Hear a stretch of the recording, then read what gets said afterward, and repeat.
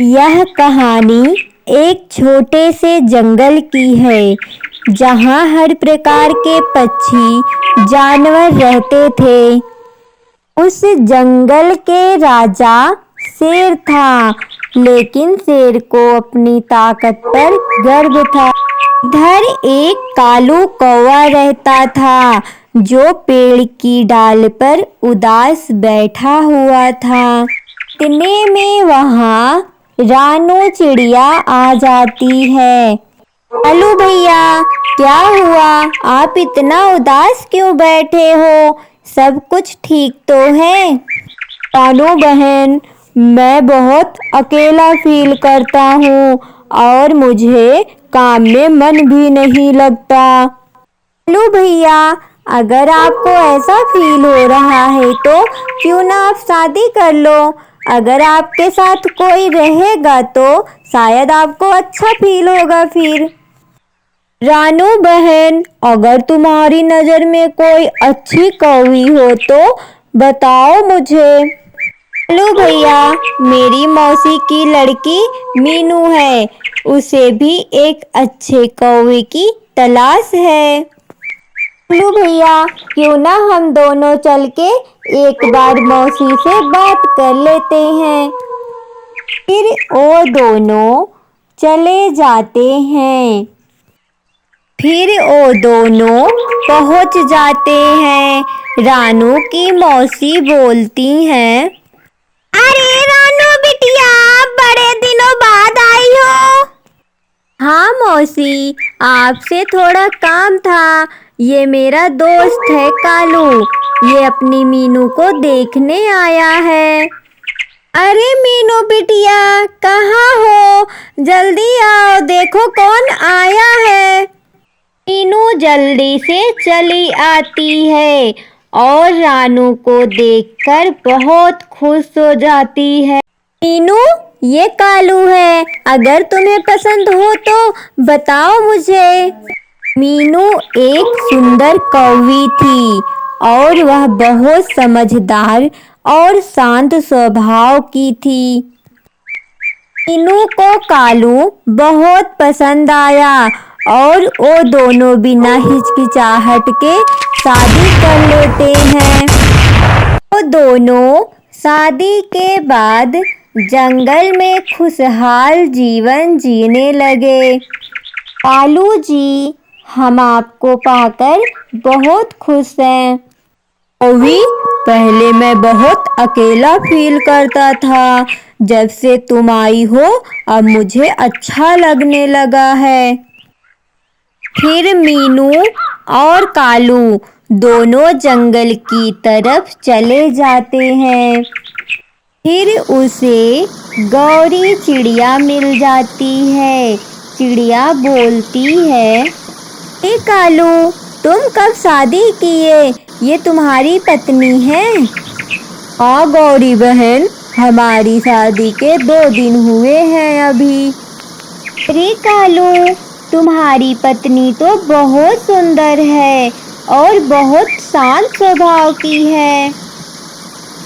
देखते देखते कालू और मीनू के रिश्ते को 1 साल हो जाता है और कालू बात बात पर मीनू से गुस्सा हो जाता है।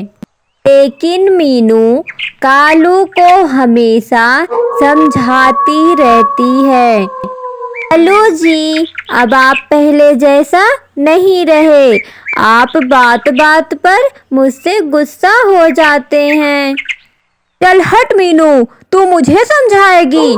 आजकल देख रहा हूँ तुम्हारी जवान बहुत ज्यादा चल रही है। इतना बोलकर कालू वहां से चला जाता है।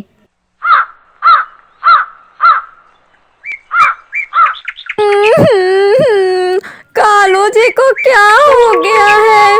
वो मेरे साथ ऐसा व्यवहार क्यों कर रहे हैं?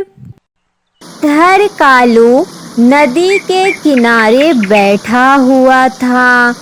इतने में कालू के पास एक कौवी आती है। हेलो, मेरा नाम समा है, मैं दूसरे जंगल से आई हूँ। मैं देख रही हूँ तुम बहुत उदास बैठे हो। कालू जैसे ही समा की तरफ देखा उसे कुछ कुछ होने लगता है। कालू अपनी सारी प्रॉब्लम भूल जाता है और बोलता है, हेलो समा, मेरा नाम कालू है। तुम दूसरे जंगल से आई हो ना?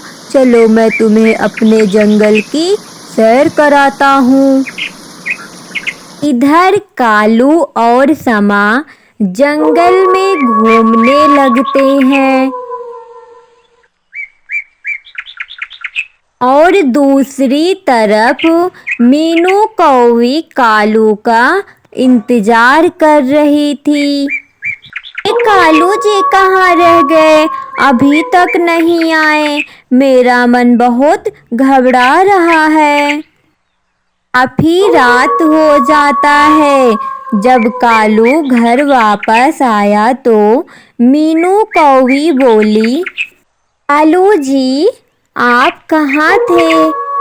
कालू बिना बोले वहाँ से चला जाता है और समा के पास जाकर बोलता है, समा, मैं जब से तुम्हें देखा हूँ मुझे तुमसे प्यार हो गया है। मैं तुम्हारे साथ पूरी लाइफ रहना चाहता हूँ। कालू जी मुझे भी आपसे प्यार हो गया है। चलो हम दोनों हमारे जंगल चलते हैं। उन दोनों की प्रेम कहानी रानू चिड़िया बैठकर देख रही थी और इधर कालू सब कुछ छोड़कर समा के साथ चला जाता है। रानू चिड़िया मीनू कौवी के पास चली जाती है। मीनू मुझे माफ कर दो बहन। कालू को मैं बहुत अच्छा समझती थी। वो तो बहुत ही गंदा निकला। आप ऐसे क्यों बोल रही हैं रानू बहन?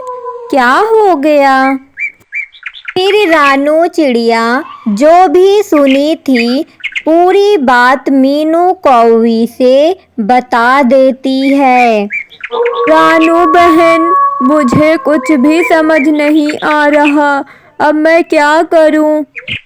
इधर समा कौवी कालू को बहुत परेशान कर रही थी।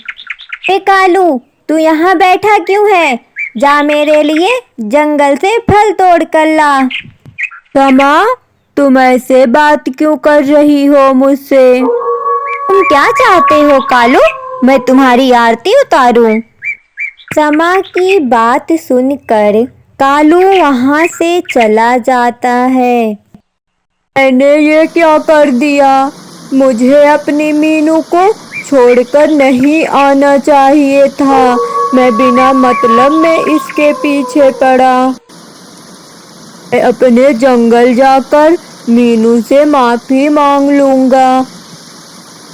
इधर मीनू कौवी ये सदमा बर्दाश्त नहीं कर पाई और उसकी मृत्यु हो गई। इतने में कालू भी आ जाता है और अपनी पत्नी को ऐसे देखता है तो वही जोर जोर से रोने लगता है।